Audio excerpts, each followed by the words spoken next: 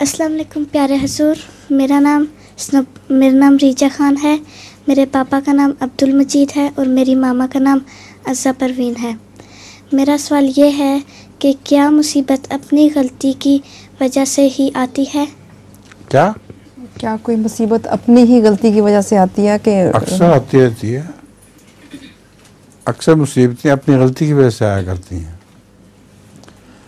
اچھا، وہ نماز بھولنے کا واقعہ یا نماز دیر میں پڑھنے کا واقعہ ایک آتا ہے، وہ دردناک واقعہ ہے.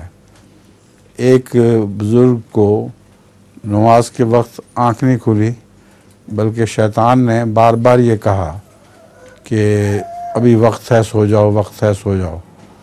تو وہ سو گئے اسی حالت میں. جب آنکھ کھلی تو دیر ہو گئی تھی اور نماز کا وقت جاتا رہا. وہ سارا دن اتنا روئے کہ ان کی ہچکیاں بند گئیں اور سارا دن وہ روتے رہے.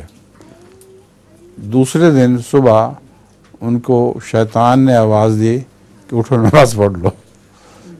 اس نے کہا ہے تم شیطان اور تم مجھے جگانے آئے ہو؟